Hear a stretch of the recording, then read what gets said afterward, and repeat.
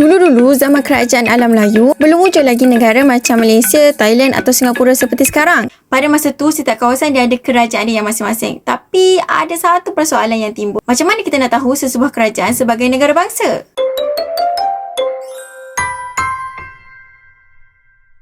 Stop. Sebelum kita sambung, cuba fikir sekejap. Pernah tak rasa macam nak study sejarah tapi tangan asyik nak scroll telefon je? Daripada scroll media sosial tanpa henti, apa kata gunakan telefon tu untuk belajar? Baru-baru ni ada satu aplikasi yang menarik namanya Siap Study. Dalam aplikasi ni ada nota dan latihan daripada tingkatan 1 sampai tingkatan 5 untuk subjek sejarah dan dah disusun dengan kemas dalam satu tempat. Jadi lebih mudah untuk korang buat ulang kaji. Bukan sejarah je tau. Modul karangan bahasa Melayu untuk pelajar SPM pun baru dilancarkan. Kalau guna versi Pro, semua nota boleh diakses. Kuis dan flashcard pun tak terhad. Siap boleh bookmark topik penting dan semak semula kesilapan yang pernah dibuat. Yang menariknya, korang boleh cuba secara percuma versi Pro ni selama 7 hari.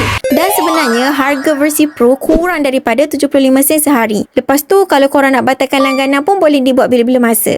Aplikasi Siap Study ni rating kat Google Play Store 4.9 tau. Dan versi iOS akan dilancarkan pada bulan Jun. Kalau berminat nak cuba, boleh gunakan kod FARAH2026 untuk dapatkan diskaun. Baiklah, sekarang jom sambung semula dengan topik sejarah kita tadi. Yang pertama iaitu raja. Dalam setiap kerajaan mesti ada seorang raja. Raja ni macam bos besar yang bagi arahan dan buat keputusan untuk negara. Raja juga sangat dihormati oleh rakyat. Contohnya dalam kerajaan Champa, rakyat percaya raja mereka sangat mulia. Malah ada kaitan dengan unsur ketuhanan seperti Dewa Siva. Kalau tak ada raja, siapa yang nak pimpin negara kan? Yang kedua ialah undang-undang. Kalau semua orang boleh buat sesuka hati diorang, mesti negara akan jadi huru-hara. Sebab itulah kerajaan wujudkan undang-undang. Undang-undang ni macam buku peraturan yang mengawal rakyat dan bantu pentadbiran berjalan lancar. Contohnya dalam kerajaan Majapahit, diorang gunakan Undang-Undang Kutara Manawa sebagai panduan. Kalau tak ada undang-undang, negara akan jadi kacau bilau. Yang ketiga, wilayah pengaruh. Sesebuah kerajaan bukan hanya ada istana raja je tau. Jadi sebenarnya sesebuah kerajaan ni dia kena ada kawasan yang luas dekat bawah pemerintahannya. Kawasan yang akui dan menerima raja sebagai pemerintah ni dipanggil wilayah pengaruh. Contohnya kerajaan Funan mempunyai wilayah yang sangat luas merangkumi beberapa kawasan penting di Asia Tenggara. Yang keempat iaitu rakyat. Akhir sekali mestilah kena ada rakyat. Rakyat ni orang yang tinggal dalam kerajaan dan setia kepada raja. Mereka tak boleh menderhaka kepada raja dan kena patuh kepada pemerintah. Contohnya dalam kerajaan Sriwijaya, rakyat menunjukkan kesetiaan melalui upacara persetiaan dan minum air sumpah. Jadi, semua negara bangsa kerajaan alam Melayu mesti ada raja, undang-undang, wilayah pengaruh dan juga rakyat.